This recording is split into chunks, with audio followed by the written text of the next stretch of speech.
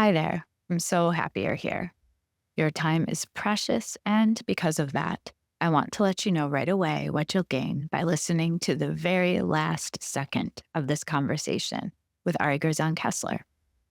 Ari will offer you practical strategies to create meaningful connections between schools and underrepresented families through his Families and Educators Together teams, also known as FET teams. Even more, he'll help you know how to move beyond involvement to authentic partnership. Ari offers tips for creating sustainable structures and building trust through intentional practices. Stay with us. I am so excited to have you join our conversation. Let's go. This is Solutions Coaching and Teaching Strategies, the podcast that extends education beyond the classroom. A show that offers educators and caregivers strategies to try right away and ensure every student receives the inspiration and support they need to thrive. I am Olivia Wall, and I am honored to welcome my guest today, Ari Gerzon Kessler. Let me tell you a little bit about Ari. Ari Gerzon Kessler is an educational consultant who works with schools and districts that want to forge stronger school relationships.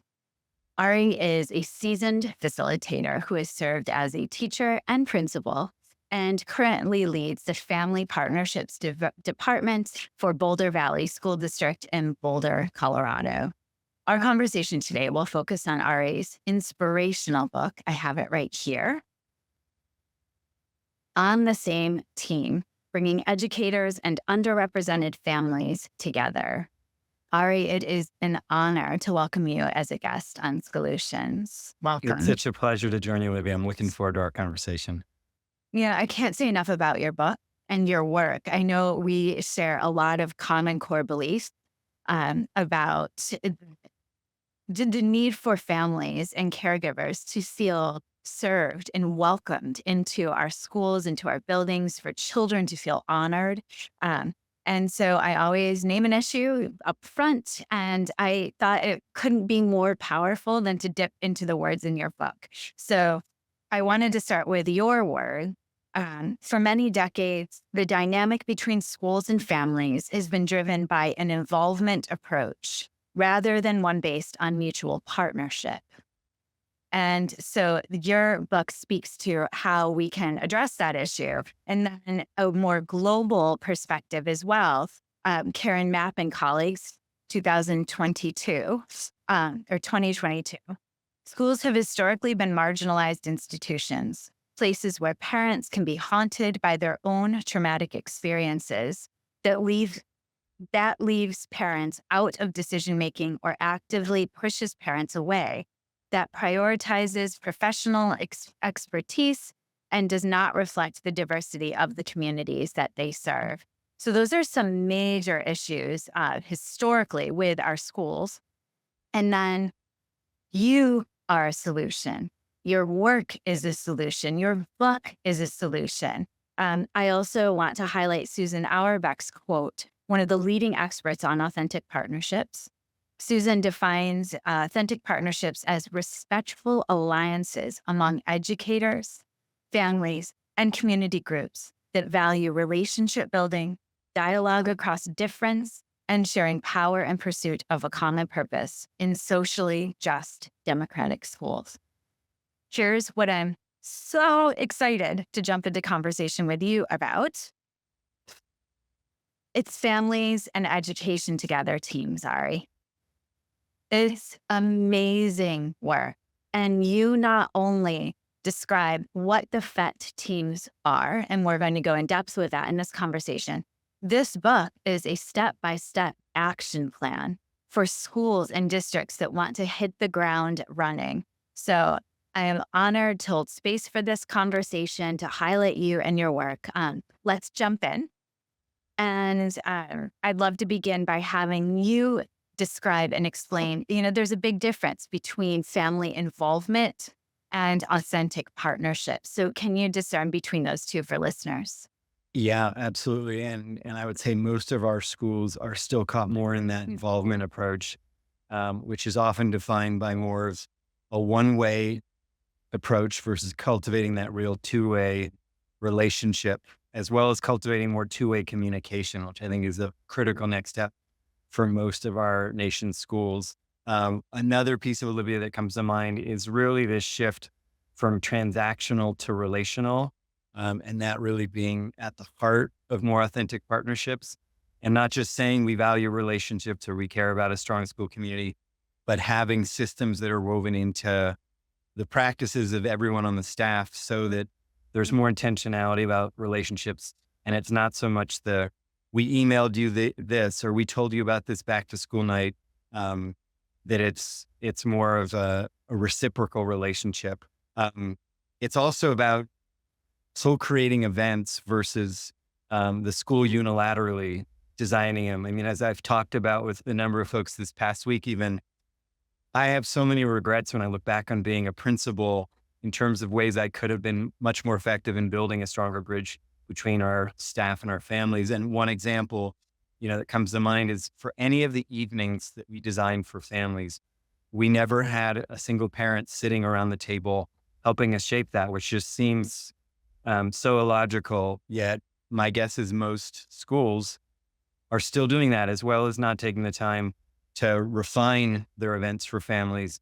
And really, as I'm doing with a lot of our Families and Educator Together teams, talking about how do we make a back to school night more relational, or how do we make parent teacher conferences more relational. And the final piece, I guess I would highlight in terms of the difference between involvement and authentic partnerships is really, one, us as educators taking off the expert hat in so many of these instances and meeting families more on a human to human level, as well as treating them as experts, since they can teach us obviously so much about how to better partner with families. And I think part of that as well is centering their voices and truly listening and taking action upon the insights they share, compared to the normal approach, which is often the loudest parents or the most privileged or influential ones from the PTA have the principal's ear, but a broader cross-section of families are not really included in decision-making or sharing their insights. So yeah, those are some of the pivots I think we need to make over the next several years so that we don't kind of stay mired in this involvement approach. Yeah. And, I am a parent, a caregiver to two boys, one in middle school and one in high school. And I feel like often at the elementary level, families and caregivers seem more involved. There's different opportunities. And then as students get older, there's almost an assumption that caregivers won't be as involved. Yet I find it absolutely enthralling to be part of the conversation, especially for my older son who's venturing out into college world soon.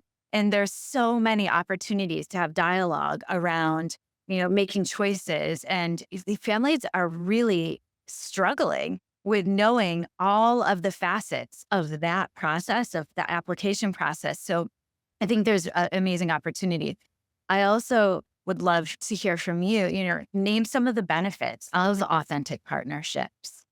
Yeah, absolutely. And I'm glad you brought up middle and high school. Hopefully we'll come back to that, because I think there's been this myth that the partnership work can't be high quality at the middle and high school level. And even though students do need to become more independent, some of the best work I've seen recently has been at the middle and high school level. So I believe our secondary schools can do more. In terms of the benefits of partnerships, I mean, and I write in great depth about this in the book, and in a recent piece I wrote, that for families to feel seen, heard, trusted, included, one, it makes our schools more equitable and inclusive.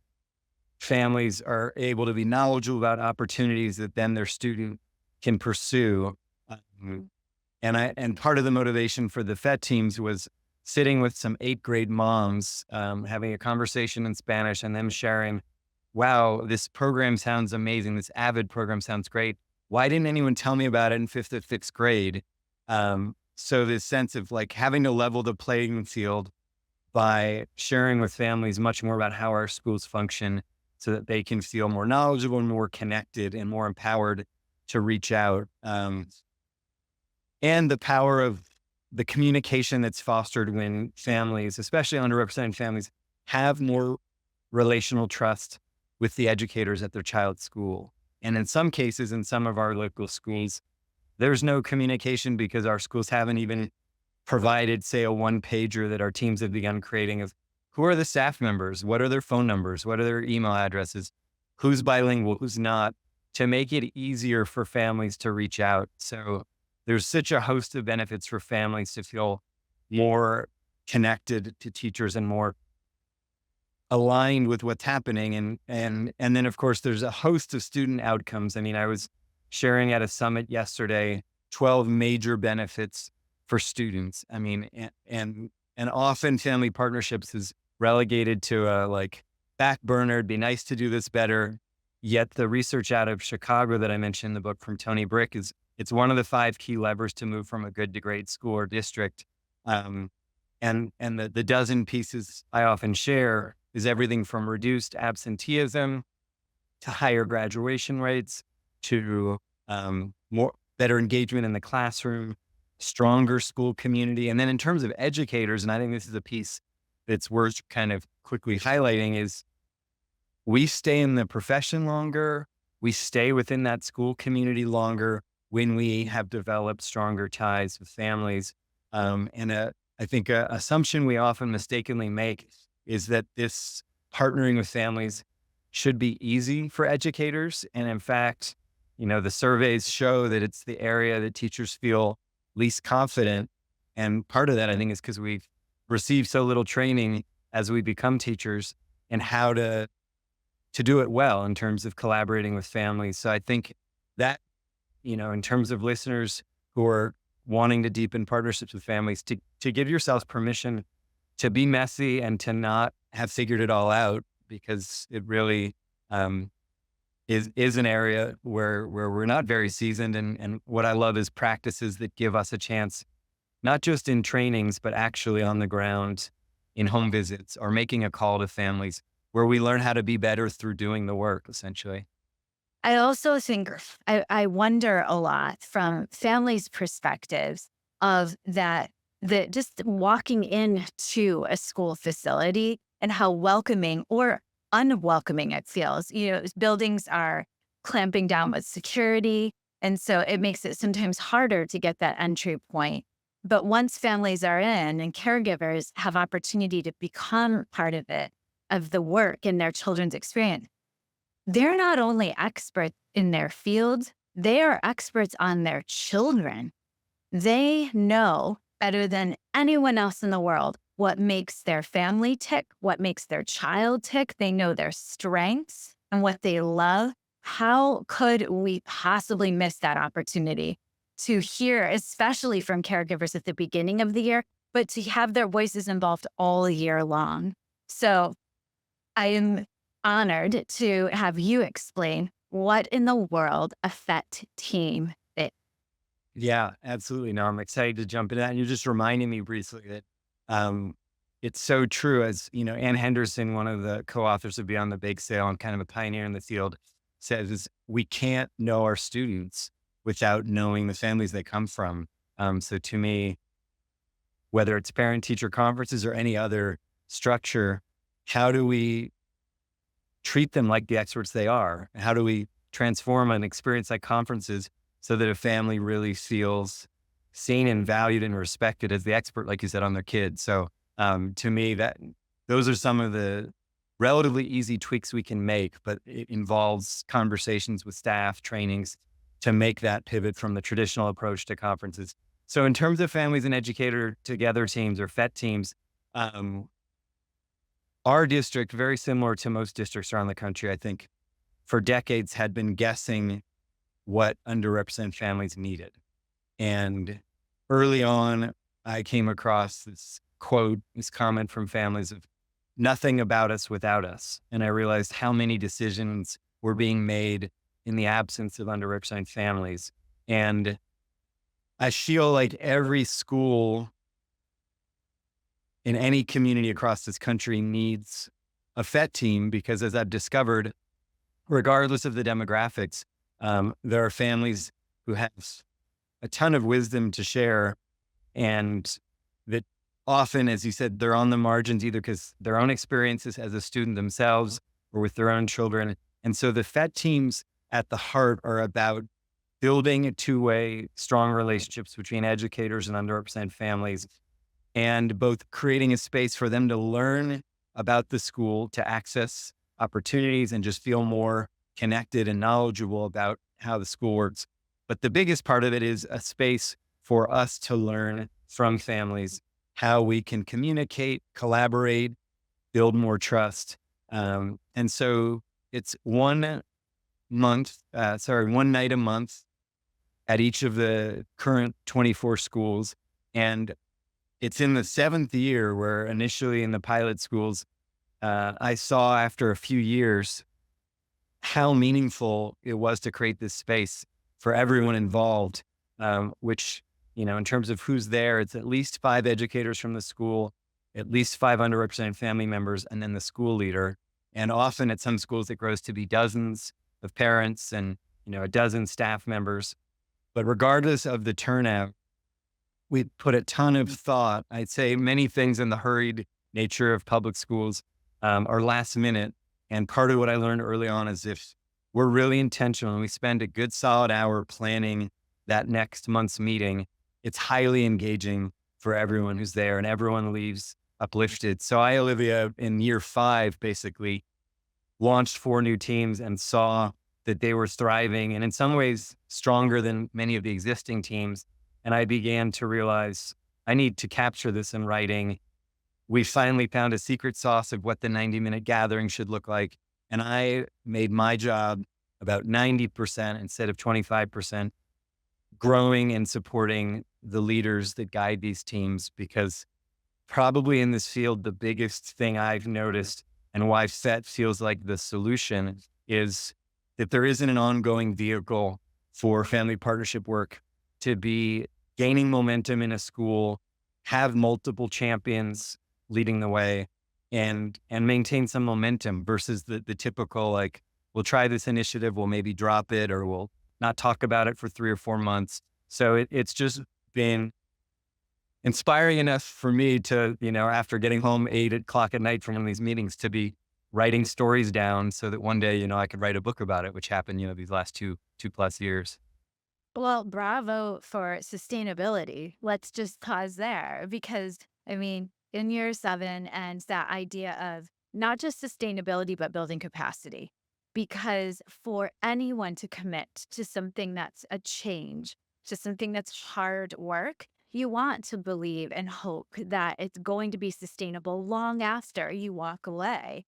And I think, in our role in consulting and coaching, it's that idea of we often use the terms collective efficacy and professional capital, yet it's often referring to us as educators or the people that work in the school buildings. We really need to, I think, broaden the definition of those terms to envelop the community and the caregivers of our children. That idea of professional capital and collective efficacy is we get smarter together. And Absolutely. right? And we Yeah. love to learn and listen to each other. So those 90-minute FET team meetings, the possibilities are endless. And you give beautiful samples in the book of the content and the structure of those sessions. So thank you for that. Yeah. I've read hundreds of education books over a couple decades I've been in the field, and they've been such helpful guides. And I felt like in writing this, schools need to see true stories of the team coming to life. What happens in a meeting, what parents say, what educators, school leaders say during a meeting, because that's really what brings it to life. And I appreciate what you said about collective efficacy, because I think it's rare. We've had professional learning communities, and that was an inspiration to me of what can that look like, as you said, including families, and the power of collective agency between families. That, I remember meeting a mom just a few months ago who just crossed the border 3 weeks earlier to reunite her youngest kids and her with her husband and oldest child. And she was in her 3rd week in the country and at the school feeling lost and saying that in a small group. And a mom in the small group with us shared the same cultural linguistic background, said, "Hey, here's my number. Call me if you have any questions." that sense of not being alone, having other families to lean on, it saves the school a phone call about questions, um, is a critical piece. And the other part you're just reminding me of is the value of families pointing out our blind spots, our biases, and some of the barriers. I mean, three Bs that I think most of our schools are not conscious of because we're still mostly a white teaching force across the country. And in addition to that, we rarely are listening to underrepresented family voices to learn. So it's often on the back end in conversations that either don't happen because families feel they don't have enough trust to really share that with us. So that's why creating this trusting space within FET has been so powerful to illuminate where we can grow, as well as all the things we're doing well that we wouldn't know that families are appreciating. Yeah, I love that lens. And I also am so concerned about social media and how it's often not used for the power of good. And so, what I appreciate with the FET team meetings is that it's in person. I mean, you are circling up around a table, you're together, and you have that discourse that's not all Pollyanna perfect. It's that, we're naming what's working well and what's not for our caregivers and that communication between classroom teachers as well. I just it's what has to happen with the world and how beautiful for our children that they can see that the structure is in place because it's all in service of the kids and that connection. So what I'm also excited to jump into is that idea of how to get FET teams most successfully launched. I know the spring and jumping right before summer always seems like a super busy time in schools. And yet in August, we're so jazzed about starting the new school year. So when is it a good time to circle up and start planning for FET teams? Yeah, great question. The heart of what I've learned over these last 7 years is to try to set as much of a foundation in the spring as possible in terms of the school leader. I just got off with a principal an hour ago, and we were talking about one of your FET leaders is heading out on maternity leave. Who's going to be that new teammate or those two new teammates to support your existing leader? So it's not waiting till August would be like the simple answer. Like getting clear on who's going to lead it. And I really mapped this out, of course, in depth in the book, but um, that the principal's fully aware of what it entails, as are the FET leaders, that we're beginning to plant the seed with parents and staff. I just 2 mornings ago went to one of our high schools that's going to launch a team and presented for 25 minutes about it to the whole staff because we want them to be excited, aware of it. Um, so there's a lot of seeds that in setting the table in the spring make it easier in the fall because there's so much to do to reach out to families, map out the first meeting.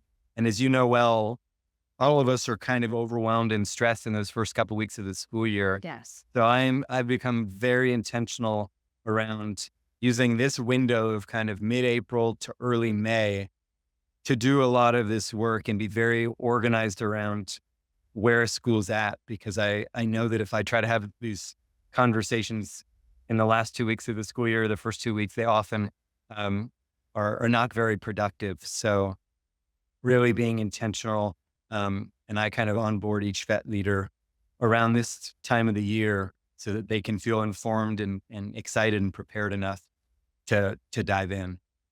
This is a perfect segue because you also had a piece just come out this week on Edutopia, and it's phenomenal. Short and sweet, super helpful. It's called 7 Ways to Promote Positive Communication with Families.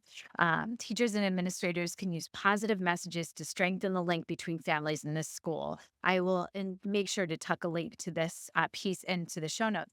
But you have 7 ways to promote positive communication. And this should definitely be on everyone's radar as they're starting to think about FET teams. Do you mind illuminating those 7 ways quickly? Yeah, well, and I'm so glad you mentioned the article because in some ways it took me 16 years to write it, and that as an assistant principal, while I have regrets around my, different things I could have done better as a school leader, I learned about positive phone calls in my first year as an AP from a book, and it inspired me, and I embedded it as a system in every one of the schools I served as a AP and principal.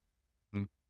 And I believe that positive outreach is one of the best strategies to build trust, better relationships. And it takes so little time in comparison to the return on investment. And so I finally just kind of succinctly, you know, put it into these 7, and whether it's a positive call, a positive text, a positive postcard, or positive email, mm, the key part is that surprising families with that good news. So, one is choosing a strategy that works for you and for families, having a script that makes it straightforward, setting aside a clear time for this outreach. For me, it was, I'm going to make at least 5 calls as a principal on Friday. That'll be 195 families or more by the end of the year that get some positive news. The fourth one is really keeping track of which families you call so that you've got a sense of who hasn't received that positive surprise. And not just, Olivia, acknowledging academic excellence, but really that we're looking out for kindness, strong character, strong acts of like moral goodness. And then at one of my schools, we began to display the positive notes that teachers had wrote in advance of me calling to read that. And we would post them so that for a good week, other students could be inspired by seeing those. And then they would go home with that child's, in that child's backpack, so that the entire family, not just the caregiver that got the call, could celebrate with them.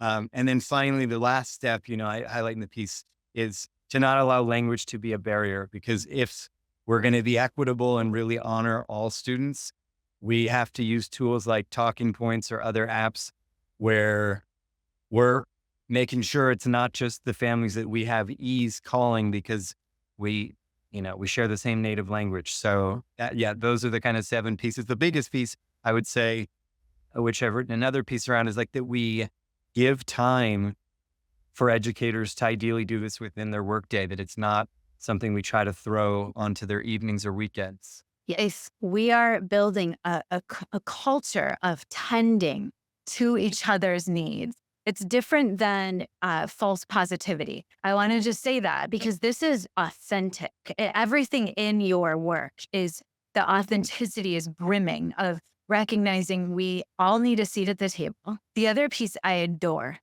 in your work that I feel is really where the world is moving with Universal Design for Learning, it's that authentic audience. So you speak to action projects that the FET teams craft and create.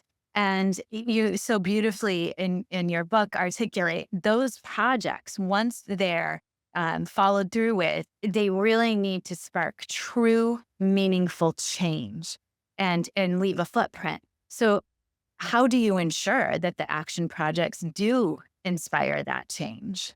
Yeah, I'm so grateful for that question, because that's been one of the biggest learnings and one of the biggest celebrations.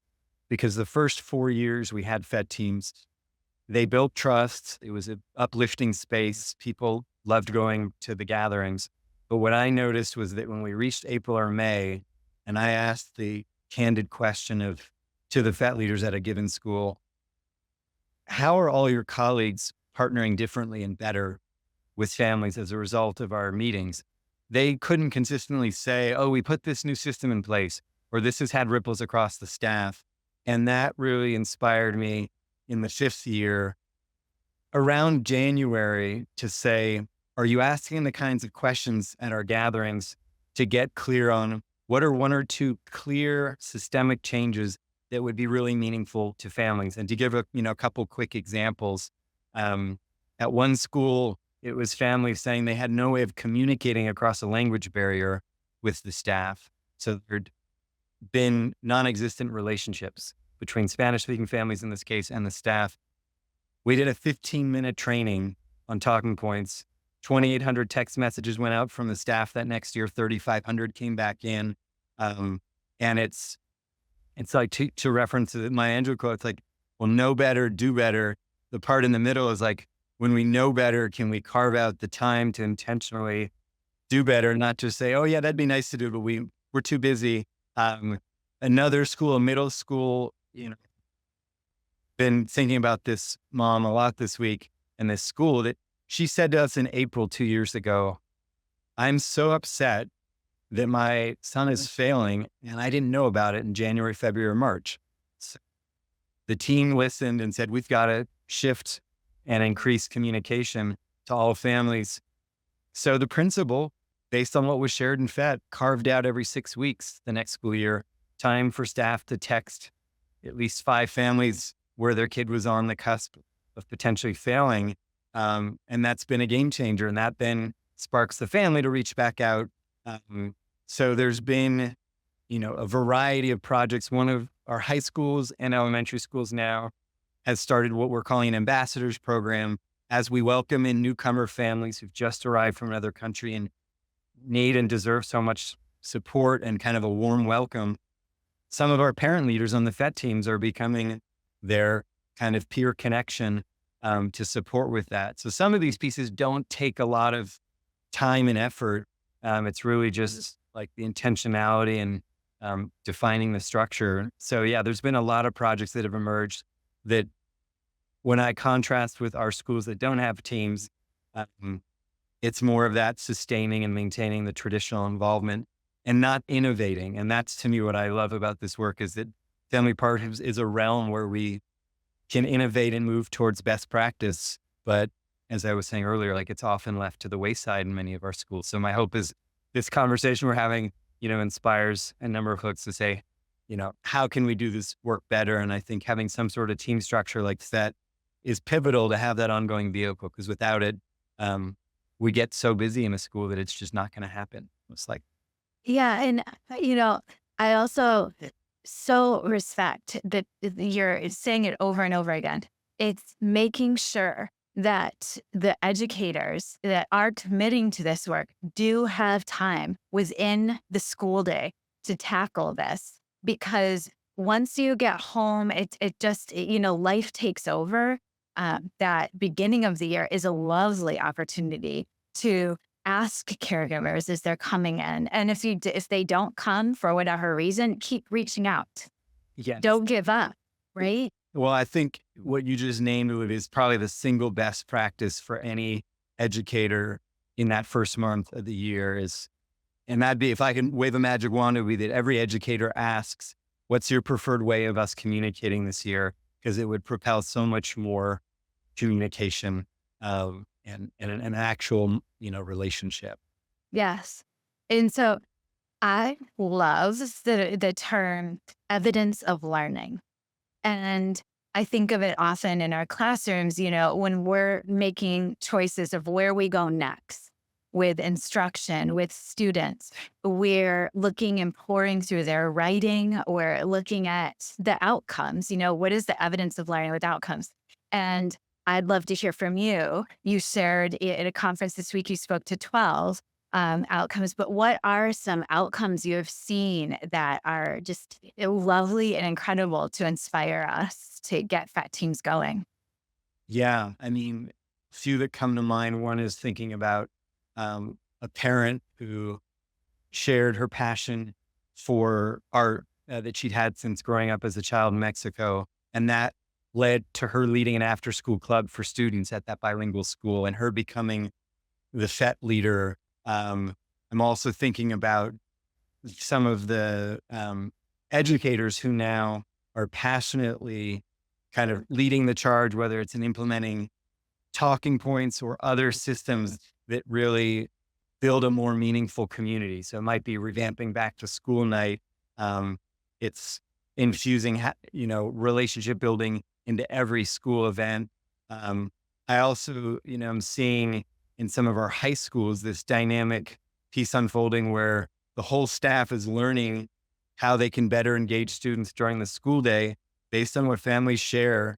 Um, and, and also just in terms of this strong sense of community and relational connection I mean, a piece I didn't mention earlier, but a lot of my background's in social emotional learning, and it's been interesting to apply a lot of the practices that worked with students now with adult learners and see that if we're really intentional about building enough trust early on, it can lead to such remarkable connections and candor and vulnerability. I often, share this story. Uh, when you're building a team, especially a really diverse multicultural team, how do you make a foundation that's going to lead towards honest sharing? And in a nutshell, this comes from the book Power of Habit. But Google spent $20 million, looking at what are the ingredients of a great team. Ironically, they got to the end of that $20 million research and said, we don't know. They dove into some study about Saturday Night Live and why it had been sustainable when other sketch comedies hadn't. And the end result, which is now somewhat more widely known, was that if there's psychological safety in a space, then people can bring, as you were talking about, like their authentic self. And, it makes such a difference. I'm thinking of this 100-year-old, can't remember his name offhand, but he worked in the Reagan presidency and he was a national kind of like military political figure. And he said, no matter what space in society, if trust is in the room, positive changes happen. And when it's not, they don't. And so for me, the heart of this work in the set gatherings and in the day-to-day practices that educators are using, it's all about how do we create that foundational psychological safety for authentic relating and not this like expert on the one hand, and then a family that feels tentative or timid or intimidated on the other, on the other side. So that piece just feels so key. And we don't in most of our schools spend enough conscious, intentional energy to build that safe relational piece. We just jump straight to change efforts. It's so true. And I also, that idea of just everyone having a seat at the table. I love the term Lucy West and Tony Cameron taught me years ago with their book Agents of Change, but that idea of flattening the hierarchy of just the system in general. And to me, that it's such a beautiful visual of this. And then we're all in a circle together. And everyone's voices have equal weight. So I think of it, Ari, I love StoryCorps and just, sitting across the table and never assuming that someone has the same perspective as you and that we have so much to learn from each other. And that's what this work really illuminates. And it is an honor just to hold space for this conversation and to highlight the work that FET teams can bring and how they serve our caregivers and our children. Every conversation, I ask guests who an inspiring educator is from their lives. Would you share with listeners?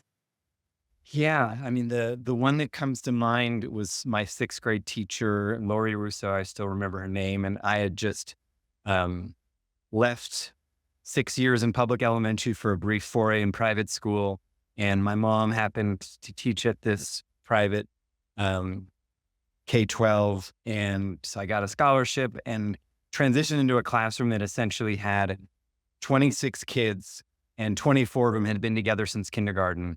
And I felt like a total outsider and struggled that year socially. But my teacher, Lori, was so phenomenal.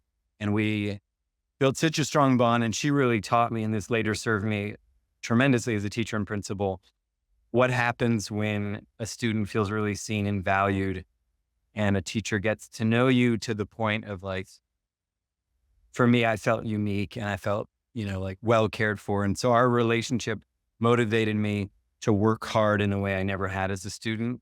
And that really was pivotal in terms of making me care much more deeply about learning and also probably part of the inspiration for me to ultimately become a teacher. So There's a quote, I highlighted it, I circled it. And as I was reading your book for the second time, but even the first time, I wrote end quote next to this because this has to end our conversation. do you mind if I just share something real briefly before we wrap? Yes, of course. So I love what you said about flattening the hierarchy. and humanizing the space. And I just want to emphasize, like, one of the critical elements that's made FET gathering so successful is we learned a few years in sitting in circles, as you described it. And that's been a big part of my background of doing a lot of trainings around what shifts when we move into circles. Principals not standing, FET leaders are not standing. We're equalizing that circle. We bring in everyone's voice in the beginning and end of each gathering.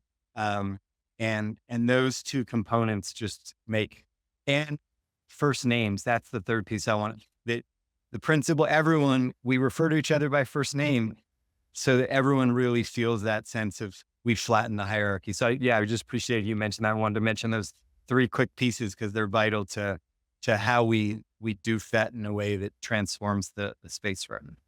Awesome. Yeah. Are you ready? Yes. Here we go. Okay, well, it's in the introduction, and I thought if the book is already this awesome on page 15, I had like endless expectations. You really raised the bar. But here we go. When there's trust and collaboration between educators and families, children feel it. They feel accepted and valued. They feel known. Then school and home are like parentheses, which children are nested inside a community that feels connected rather than fragmented. In that kind of quality environment, learning feels safer.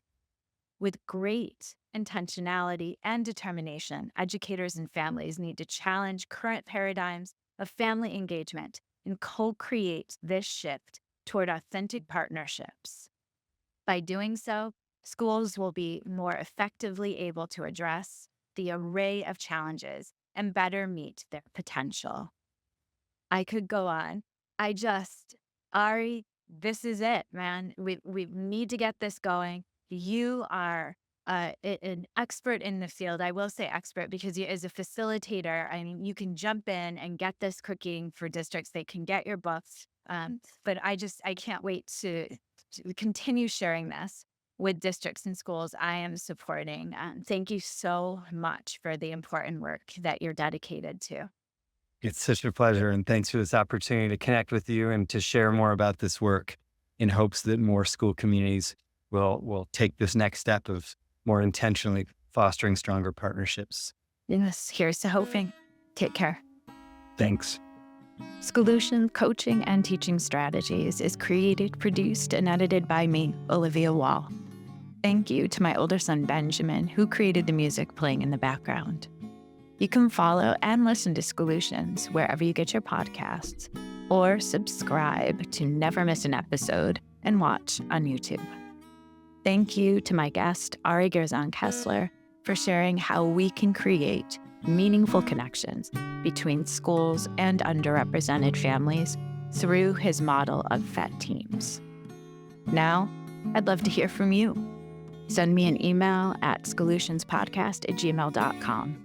Let me know how you and your community work to nurture authentic partnerships with your families. How do you move beyond informing families to co-creating with them? How does your school or district create sustainable structures and build trust through intentional practices? Tune in every Monday for the best research-backed coaching and teaching strategies that you can apply right away to better the lives of the children in your care. I can't wait to have you join the conversation next week. See you then.